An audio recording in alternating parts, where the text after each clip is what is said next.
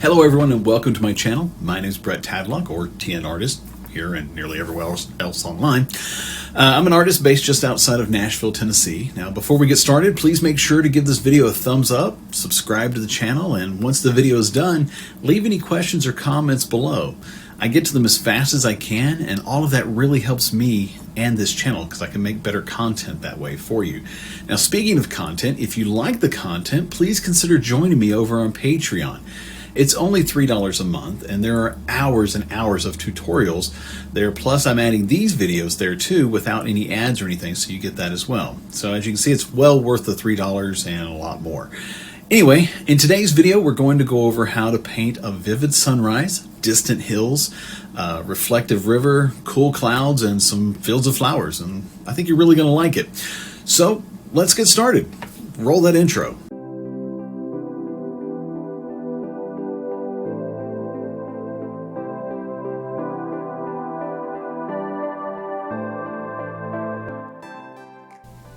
So today's painting is Heather Morning, and what I did was I started with a colored background and then started brushing in some muted tones, some blue grays and some darker blue grays, and then a little bit of yellow, trying to kind of sketch in where I wanted the landscape to fall and how I wanted it to look, and trying to play around with the horizon line and where I wanted it to be. So I knew as I was doing this point of it, I got to here and I was like, okay, the main focus is not the sky, so I wanted to bump it up because I wanted to have a bunch of heather flowers and mixed wildflowers and that kind of stuff. Kind of like they're going off to the edge and you're on a hillside looking down into a valley, and add in some more clouds and sunset and that kind of stuff. So I knew that's what I wanted to do, so I needed to play around with the horizon. Now if you're wanting it to look like you're looking down into a valley or so, you have to move the horizon up like I did, so it's kind of in the top third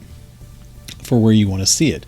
So once I got kind of some muted colors laid in, the next stage was to pick a muted purple and start brushing that in. And this is a lot of little vertical brush strokes to indicate where the heather and the other flowers are gonna go. And the best way to do this is to start with these darker muted colors, select your color palette, come up a little bit on the value scale, so just a little bit brighter, and then go in and lay those in. And what you do is you notice here that I'm shaping the ground underneath it by putting them where these flowers are flowing, so it really gives that feeling of the hillside kind of dipping and rising and kind of dropping off, and laying that in there. And that's how you do that. You kind of sculpt the landscape with your flowers and everything else, thinking about how it's going to fall and the way it's going to look. And this takes a little while to do this. It is kind of tedious. That's why I didn't record this live, because I knew this was going to take a little while to do it. And it's probably about 4.5 hours of painting total with this. Actually, no, now that I say that, maybe more like 6 to 7 hours painting. I lose count when I'm painting because I just get so into it. But anyway, so this is how you do it, and you just you can see the ups and downs of the valley here, and that's really just a matter of laying those in pretty much one at a time. There's not a faster way to do this that's going to look good. You could use stencils, you could use presets and that kind of stuff to do it with, like pre-done brushes, but honestly, a good impressionistic brush like it's in my Gumroad brush pack works really great, or just kind of a chalky brush or a canvas type brush if you're doing this in ArtRage, or if you're doing it in Procreate, you can mess around with that. Now right there I actually clicked on the eraser and didn't realize it, and so that's why that little orange spot appeared. But so once I started getting kind of the look and the feel for how I wanted it to be, then I went to a little bit brighter of a purple color and started doing the same process again, laying it in. A picture like this, especially when you've got fields of flowers and fields of grass and that kind of stuff, it really is about the underpainting and building the textures and layers, because I've done it before where I just lay in the top color that I want. It just doesn't look as good. And it's one of the things I've learned over the years is just to take your time, build up your painting, don't go fast. I mean, this is sped up quite a bit actually, and it can give you that feeling of, oh, I'm taking forever to paint a painting. Well, that's fine. Take as long as it takes for you to paint a painting. Okay, so I continue to lay these in and brush in these strokes. And whereas this looks like I'm doing one long stroke, I'm not. These are all individual strokes that I'm going in. And then once I've got some of the purples and I'm almost to a lighter mid-tone, I start switching to some other colors as well, like blue grays and that kind of stuff. Pretty much some of the stuff from the sky, so I can kind of work that in. And then once I had that kind of figured out, I needed to figure out where lighting and how the background was going to look and that kind of stuff. So that's what I started working on next, is laying in even more of these light colors and saying, okay, if the sun's going to be coming from back there, like it's rising or it's breaking from behind the clouds, and you got like a nice streak of sunlight zooming towards you as the viewer, where would that be and how would that go? And really, for it to be dramatic, it needs to be coming right at you. So all those bright spots will kind of point themselves all the way back to the sun and your light source. And so that's what I'm doing. And it's the same with the cityscape, the same with any kind of landscape or oceanscape or any that kind of stuff, and trying to figure it out. So that's what I'm doing here, is highlighting some of these edges. And you can see that really, again, emphasizes where the valleys and where the dips are.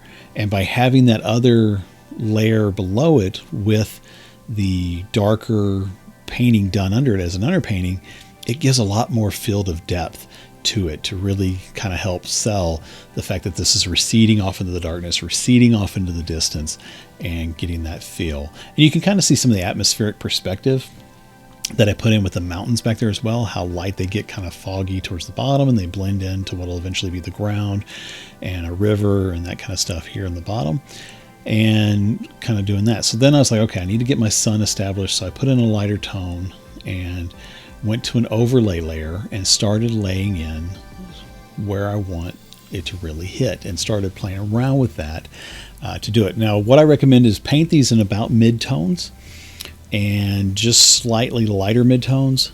Then from there, once you get those kind of established and how you like them, you can add an overlay layer and start brushing in some highlights. And we'll go over that here in a second. You'll see where I'm doing it with playing around with some different stuff.